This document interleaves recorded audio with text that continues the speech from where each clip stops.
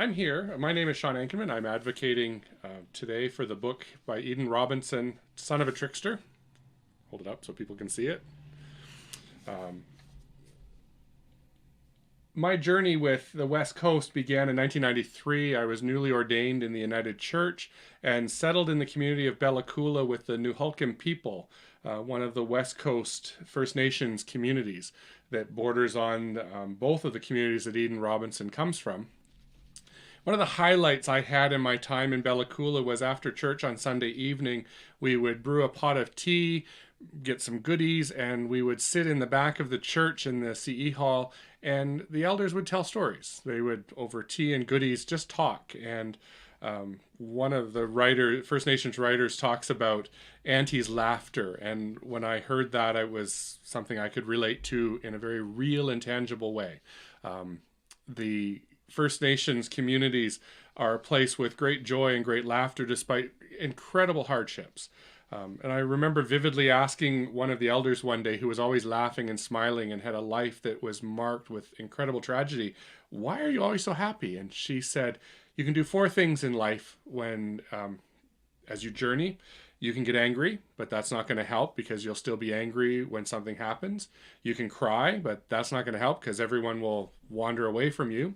Or you can drink, and that's not going to help because that'll create more problems." And then she said, or you can get up and open your eyes in the morning and say, life is good, and fill the day with laughter and joy and smiles. And that's what Amma did. For 90 some years she lived, and she was one of the happy, joyous people despite losing children and grandchildren to incredible tragedies. Her family were survivors of residential school and abuse and all manner of things. And it's kind of set a tone. And when I approached Eden Robinson's book, it approached with that same kind of humor. The First Nations communities understand suffering. They understand generational struggles and abuse, alcohol, drugs, physical, sexual abuse, residential schools, there's colonialism. All of that stuff is part of the background story that comes to the fore in Son of a Trickster. And Eden tells the story simply of a young man named Jared and the journey that he takes. And it's set in the Northwest Coast, which is a very mystical, shadowy place. If you go for a hike on the Northwest Coast and you step off the beaten path, it doesn't take long for you to end up lost, both sort of physically and sort of metaphysically in a spiritual realm. It's a very strange place. It's full of noises. It's full of creatures and beings, both real and mythic. Eden touches on it with the trickster, with the otter people, with the bear, with witches, and with visions, that the First Nations people, they are real. They are there. That's part of the storytelling. It's part of the experience. I remember sitting with an elder and we were talking about the spirit world, and they said the spirit world is as far away as your next breath, and it's as close as the tear on your cheek. And that when someone passes from this world to the next, they're with us. They're somewhere nearby. And so that's what I would say Eden has been steeped in, is the same kind of oral tradition and storytelling that I was privileged to experience as a newly ordained minister going into a Native community. And her humor is a little sharp. It can be a little black, a little dark, but it is very much grounded in that sense of hope and joy that comes with this is a good moment because we're alive, and that life will get better, sort of like Amma, the elder in Bella Coola, shared with me many times over coffee and tea in my time in that community. And so the book, my recommendation is read the book. Read the works of First Nations writers. They speak with a voice that's familiar, but with a voice that's also different. Their life experience is not like ours. Their life experience is kind of run up against what we're comfortable with in white dominant society. And they speak with a voice that we need to hear, especially as we journey in the reconciliation process that's been part of our reality as Canadians over the last 10 to 15 years.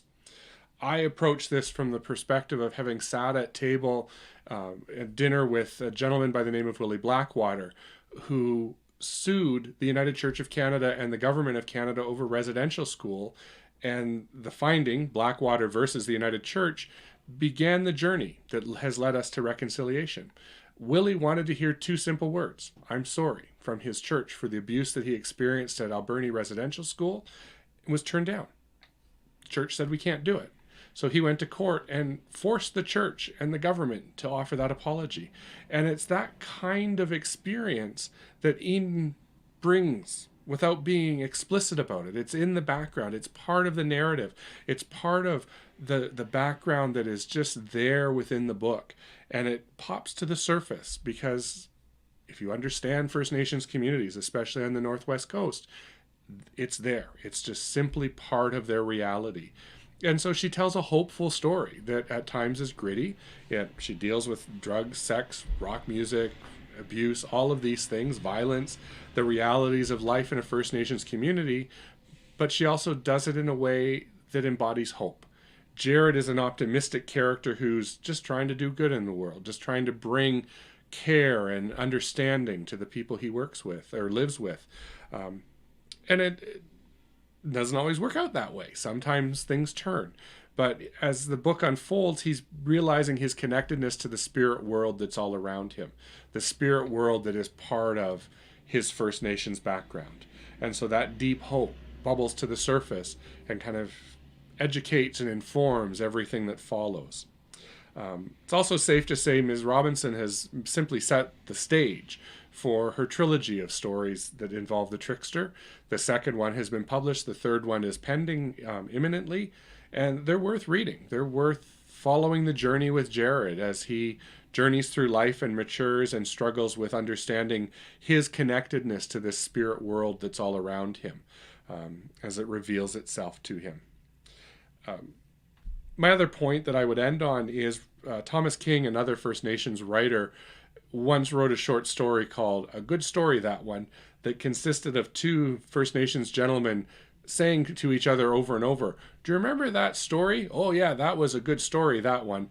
And by the end of the story, you don't know what the story was, but they've affirmed over and over, it's a good story, that one.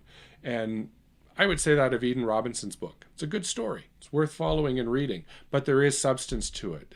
Jared struggles as he comes of age as a teenager, his struggles as he comes to understand who he is and where he fits in, his struggles as he comes to understand the spirit world around him, and his connectedness to the mythic beings like Trickster and the otter people and the bear that kind of looms around him and isn't really there but is.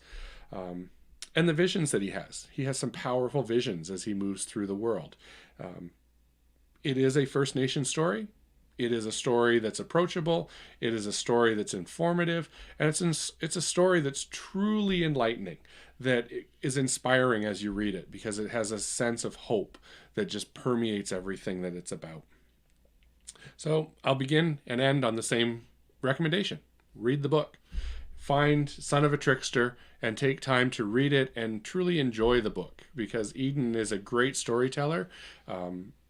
Her previous work has been, in my opinion, is quite good and well worth finding as well. But this book is a good entrance to her world and how she sees things as a Haisla and Hiltsuk woman, and to realize her voice is familiar, but it is different. It comes from a different place, and it speaks from a different experience, one that we do well to consider as Canadians as we journey this path of reconciliation with our First Nations people and the history that we have with them. So read the book, please. It's a great book. Vote early, vote often. Thank you. Click.